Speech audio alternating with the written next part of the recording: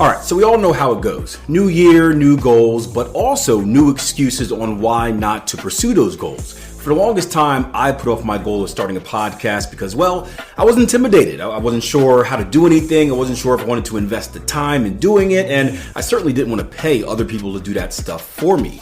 Luckily, I came across Spotify for Podcasters, which calmed my nerves as they allowed me to do everything from recording to editing to scheduling and even monetizing my podcast from a single place with literally a click of a few buttons. Seriously, how do you think I crank out 3 episodes a week with such ease? Another cool thing is that they allow me to interact with you guys, which gives me awesome ideas for new episodes and feedback on what you like the request to do more video episodes, right? Best of all, they do it for free. So if you're someone that wants to get a podcast started, but perhaps we're a little intimidated like myself, trust me when I say, just go for it and get started today by either downloading the Spotify for Podcasters app or going to www.spotify.com/podcasters. Trust me, you won't regret it. Now, before you say it's not what you think, I am not one of those traders who's going to talk about driving around in Ferraris with a tiger in the passenger seat and gold chains and dancing girls and all that fun stuff. If you guys know me, you know I am the exact opposite of that. Rather, in today's episode of the Trading Coach Podcast, we're going to talk about how the same approach that Ferrari takes in selling its cars is the same approach that we should take as traders when it comes to dealing with the pressure of finding trades and forcing trades, which is something that gets a lot of us in trouble. Check it out.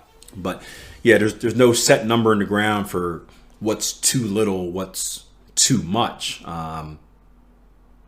A lot of it is going to be up to the frequency of your strategy, and unfortunately, you can't necessarily control how many opportunities you get. I mean, I guess you can control it in a sense if you enter more aggressive or conservative, but you get what I'm saying. You're going to get what the market gives you. I had that question the other day about quotas. I'm like, I don't have a quota. I don't have a quota in my trading. It's whatever. If the market gives me 10 trades a day, I take 10 trades. If it gives me 0, then I get 0. I think the question was like, Akil, if you don't get a trade on your pair today, do you go to a different pair? I'm like, nah, just don't take the trade. Yeah. You don't need quotas unless you're working for someone that requires quotas. Then that's a whole different type of pressure. That's another one, yeah. If you take 2 losses in a row, do you stop trading? No. I don't. No. Because what if that third trade is a winner? Then I just took 2 losses and left the winner there. It really is a process. Yep. It really is a process. I think the thing is, a lot of us get caught up over what we see on the movies and TV. You see like Wolf of Wall Street stuff, and they're in there and they're trying to like salesmen, and we're not salesmen. We're not car salesmen where we're trying to get a certain amount. We're not trying to force the issue. We're not, making commission like that. We're more laissez-faire. We're waiting for the opportunities to come to us. It's like Jason Stapleton told me this cool story where he was, he's used to going to car dealerships, and you go to a car dealership and what happens, right? Right away, someone comes out to you, hey, how can I help you? What can I show you today? What are you in for, right? And some people like that, some people don't, but that's their job. They come out and meet you and greet you, and they try to hey, let me show you what we got here, right? Nothing wrong with that. That's the job, but they're aggressive in the sense to get the sale.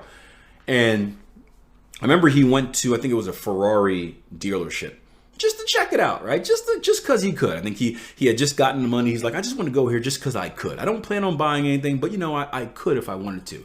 And he's walking in and he's expecting to be approached by someone, and everyone's sitting at their desk ignoring him. No one comes out, no one greets him, and he's like, what the hell is this, man? What's going on? And he asked a guy, because he's inquiring about just business practice. He's like, hey, can I ask you guys a question? Usually at car dealerships, you guys are overly aggressive. You come out and I got to be like, hey man, I'm just looking. I'll let you know when I need something and blah blah blah. But I come here and for the first time, I want to be approached and no one's approaching me. And the guy calmly puts his coffee cup down, swivels off his chair. He says, look. He says, the difference between kind of a regular used car dealership or whatever like that and a Ferrari dealership is this, right? You're going into a used car dealership and their job is to sell you a car. So they've got to come to you. They've got to approach you. They got to do this sales pitch to sell you this car. He said, Ferrari, we don't need to sell you a car. You came in here because you're looking to buy. You just let us know when you're ready and we'll do the paperwork for you. And it made perfect sense, right? If you walk into a Ferrari dealership, do you need to be sold a Ferrari? Like, no, you already know what you're doing, right? It's kind of like, this is me with any store where it's like, I don't want to be sold anything in a store. Like when I go to stores, I know exactly what I'm getting. I will walk directly there. I will pick it up, and I just need you to get on the register.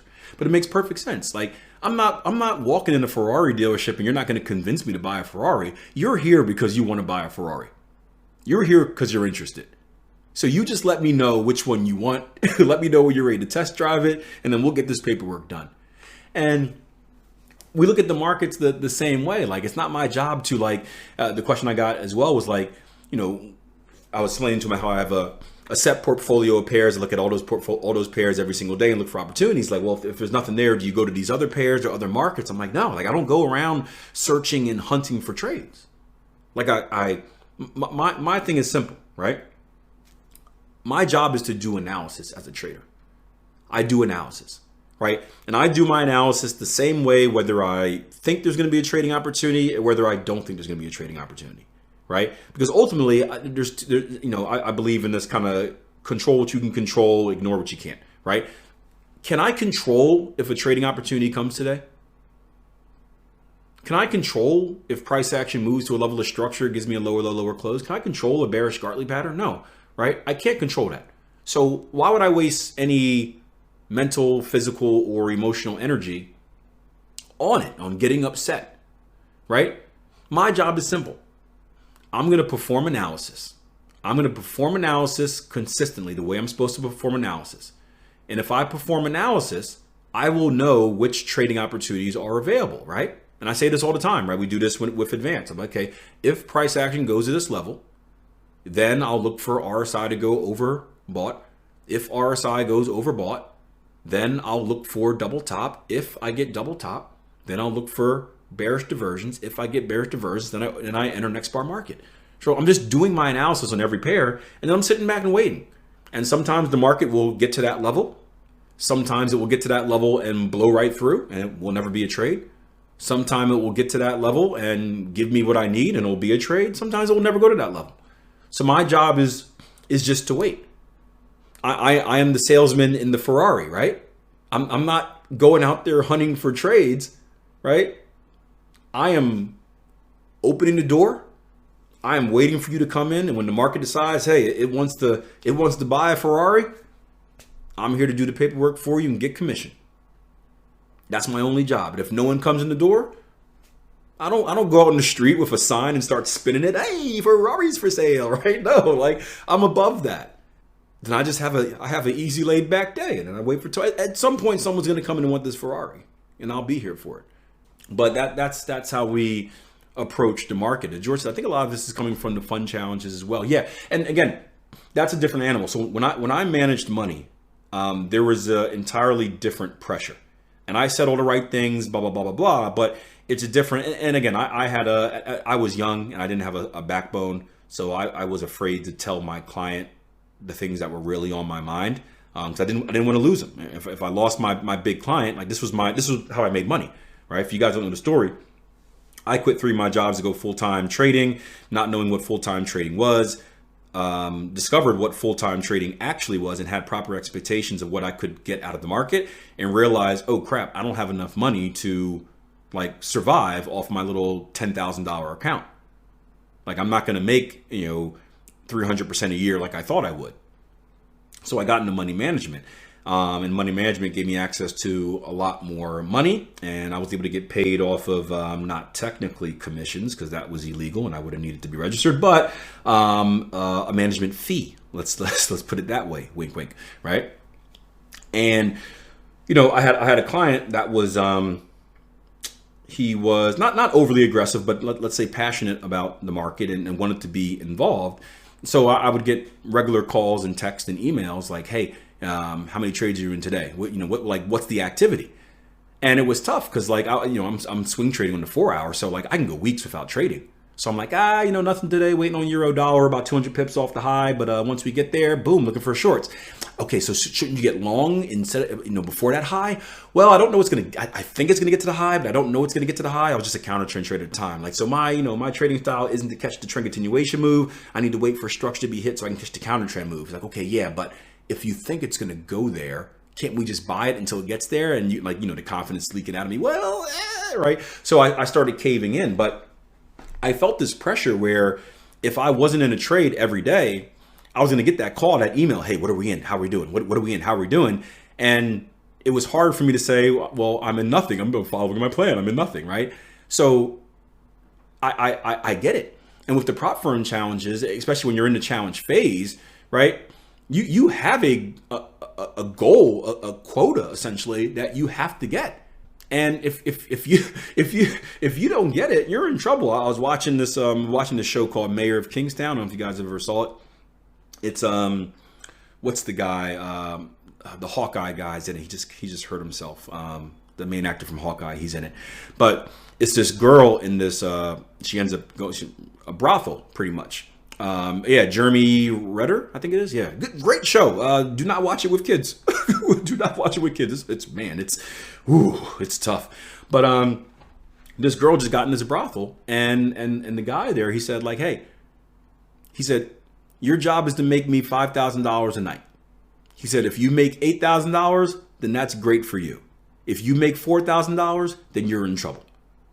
So she has to make $5,000 a night, no matter what. Like, think about the pressure. But you see it with a lot of these funding challenges where it's a challenge. You have to hit a quota. You're on a time limit. This is one of the reasons I don't ever. I mean, you got to do what you got to do. Don't get me wrong, but like at this point in my career, I would never do it because I don't want to. I don't want to be forced to. I would at some point I would be forced to break my rules. At some point I would be forced to break my rules or change my rules so that I have enough frequency. Now, what I would do is I would shift my rules. I would go back to day trading, obviously for a challenge. I would go back to day trading. I would pick a strategy that has a very high frequency, and I would watch it on a very large portfolio to basically ensure myself opportunities on a regular basis. But when I ensure myself more opportunities, I also present myself with more risk, and that's the double-edged sword. So now I got to switch things around in order to keep my risk lower since I'm adding more frequency. So it's kind of that double-edged sword. But yeah, I think part of it is that, George. I think a lot of it too is, again, just the understanding of what do we think trading is? What do most people think trading is gambling. And I do agree that trading is gambling, but trading is smart gambling. But most people think trading as, the casino. And again, like, would you go to the casino not to play any games? Like, no, what's the point? Like when you go to the casino, you go to play. So same thing, when we enter the markets, we're not here to watch and observe and wait and maybe not trade today.